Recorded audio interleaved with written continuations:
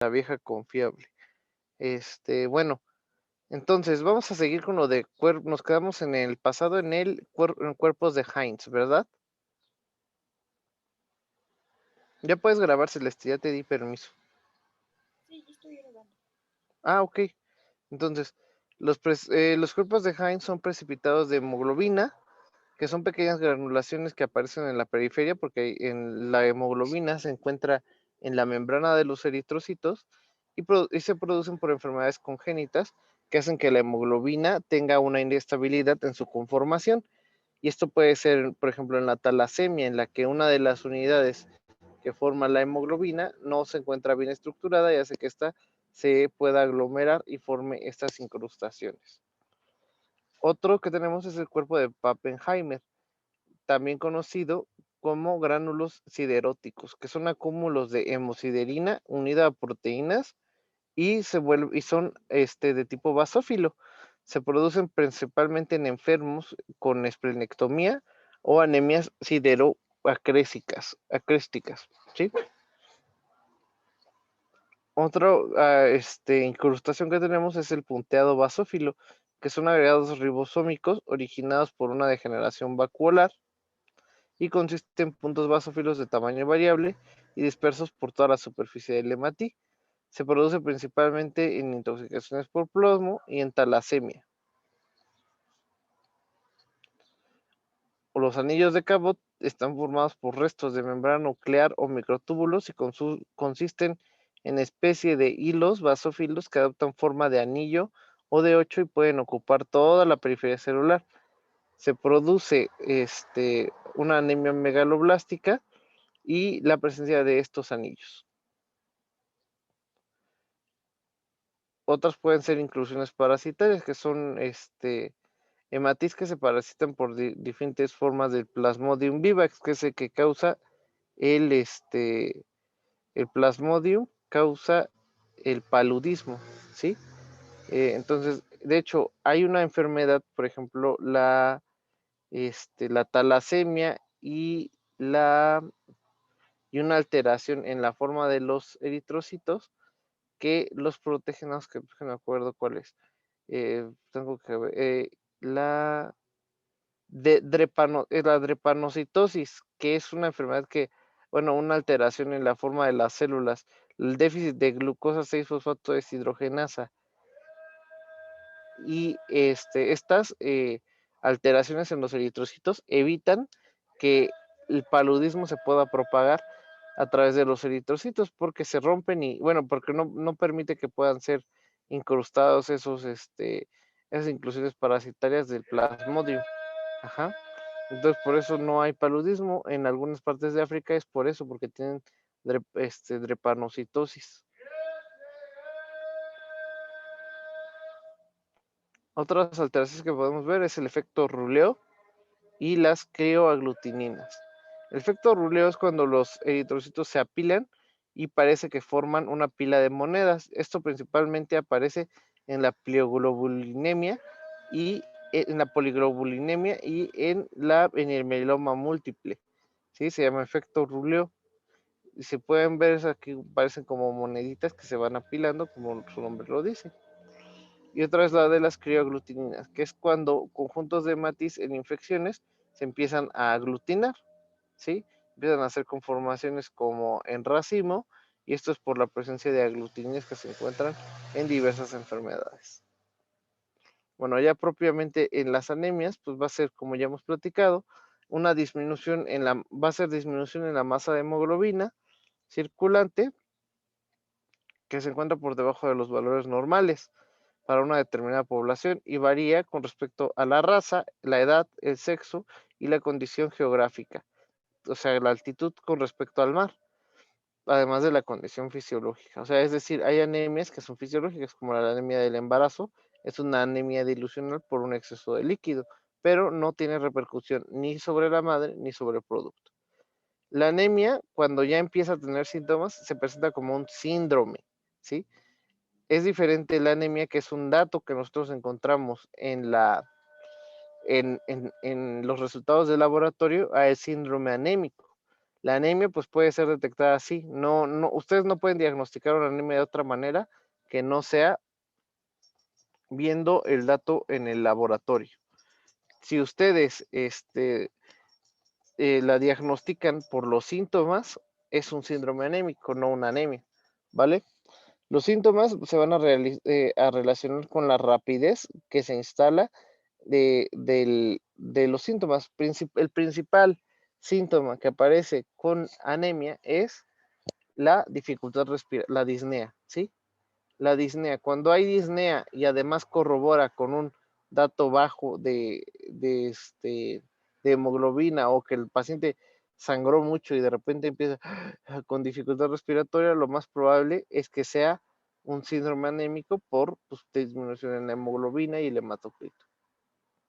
La sintomatología pues, es hipoxia tisular, que va a hacer que aumente el volumen plasmático, va a aumentar el difosfoglicerato, va a haber vasodilatación arterial, hiperquinesia circulatoria y ya propiamente los síntomas que ustedes van a notar en el paciente o que ustedes van a notar en caso de que la tengan, sería palpitaciones, taquicardia con taquicardias, soplos cardíacos funcionales, aumento en la presión arterial y cefaleas pulsátiles.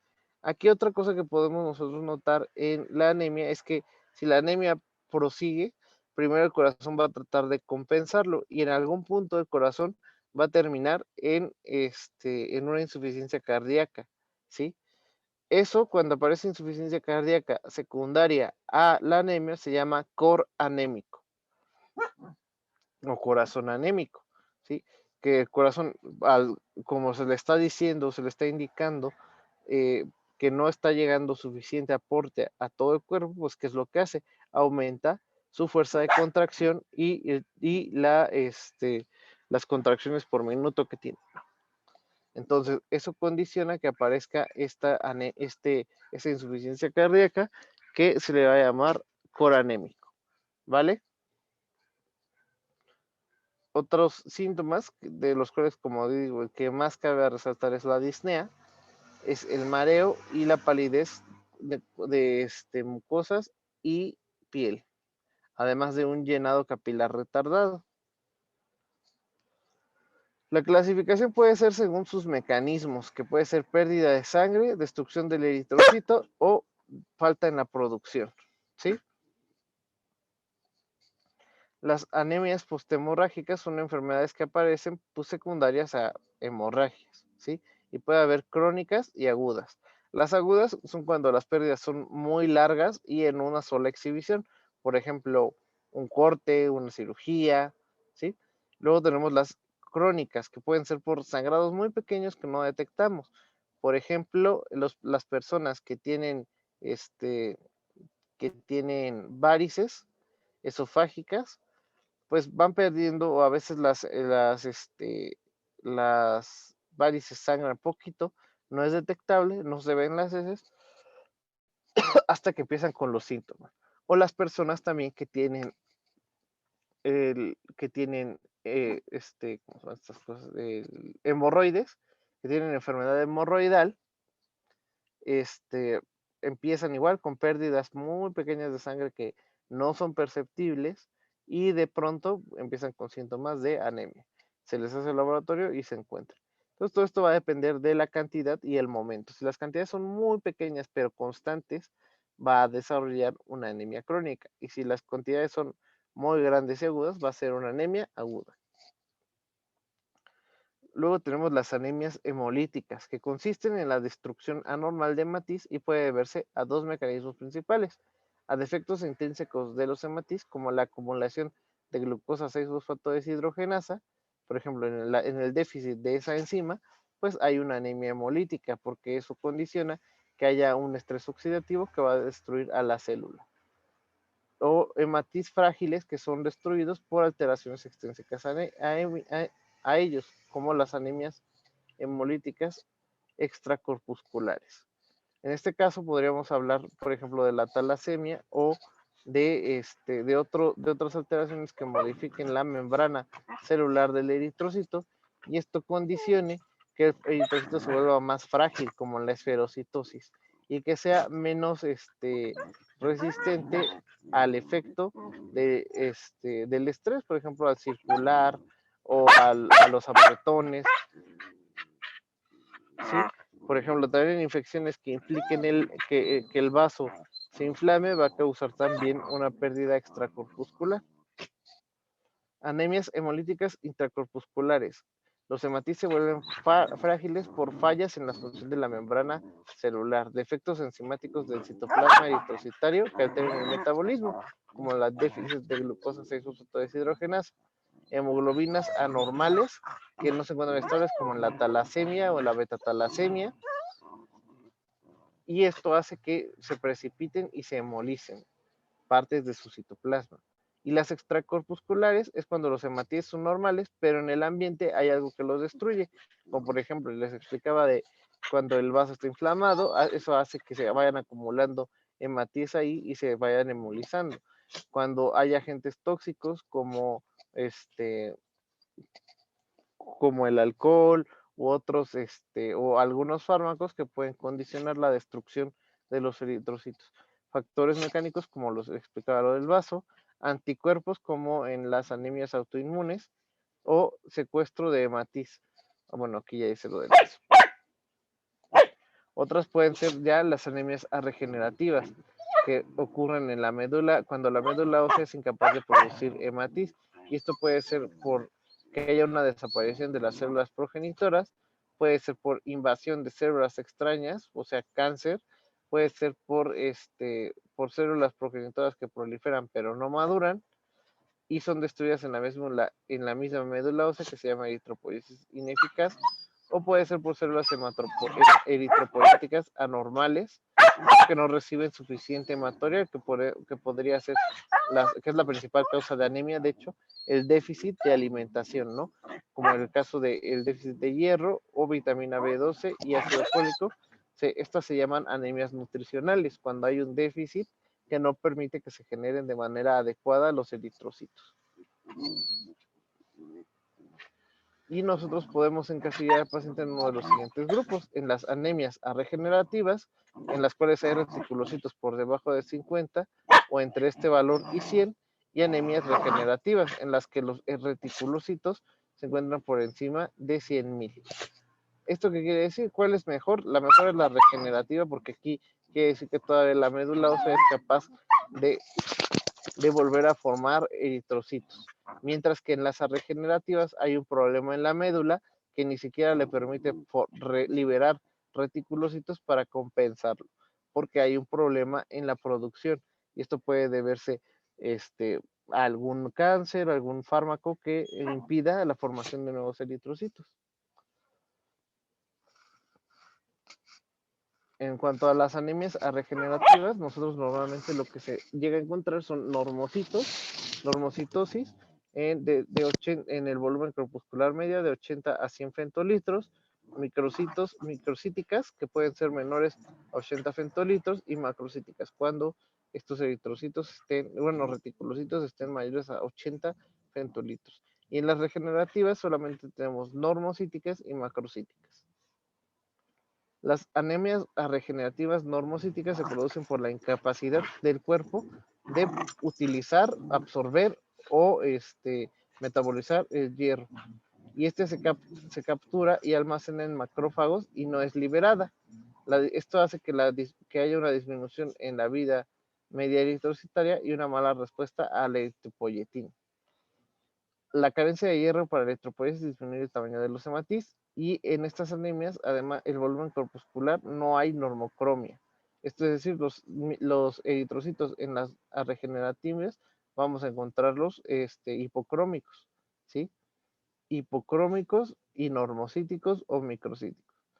Y va a haber, si se hace o se cree que puede hacer por algo neoplásico, en el frotis de médula lo que se van a encontrar van a ser células blásticas que van a estar poco diferenciadas y hematis en forma de lágrimas o dacriocitos.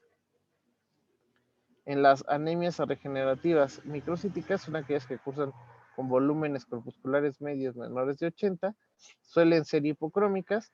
La causa más frecuente es que no hay disponibilidad de hierro en la médula ósea. La falta de este aporte hace que esto puede ser principalmente nutricional. No puede ser porque no lo utilice, sino porque no hay un aporte suficiente de hierro en la dieta para producir eritrocitos nuevos.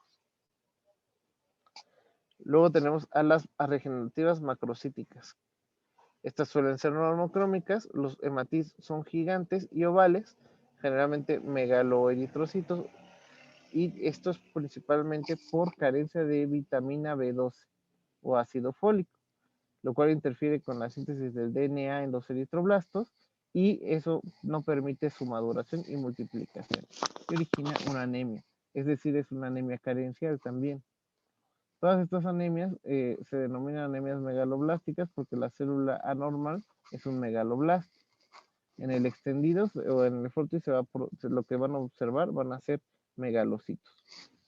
Y luego tenemos las regenerativas que cursan con valores de reticulocitos altos, el volumen corpuscular es normal o alto, y en otras circunstancias, y aparece principalmente en circunstancias como talasemia o anemias en las que los eritrocitos se están destruyendo de manera constante. Luego tenemos la poliglobulia, que es una enfermedad en la que vamos a nosotros ver que hay un aumento total en el volumen de hematis. El hematocrito es superior a 55 en hombres y 50 en mujeres. Y la hemoglobina va a ser mayor en hombres que en mujeres. Esta se puede clasificarse como absoluta, con un aumento real en la masa, o relativa, en la que hay un incremento en la concentración de hematis por una pérdida de volumen plasmático, es decir, dilucionar. Como hay menos agua, pareciera que hay más eritrocitos. La poliglobulia suele presentarse con síntomas de principios inespecíficos. Igual va a presentarse con sensación de vértigo, astenia, dinamia, acúfeno, cefalea, sangrado por la nariz y rubor, ¿sí? En la clínica van a aparecer episodios oclusivos vasculares y aquí el principal riesgo es el riesgo de que haya más trombosis. ¿Por qué? Porque la sangre va a ser más espesa porque va a tener más contenido de celular de eritrocitos. Y pues ya eso es todo. El tratamiento para para la poliglobulia son las sangrías, es decir, eventualmente le hablan al paciente para extraerle una cantidad de sangre y dejarlo así hasta que tenga sus niveles normales, y se le hace de manera periódica porque hay un problema que hace que tenga una sobreproducción de glóbulos rojos. No sé si tengan alguna duda.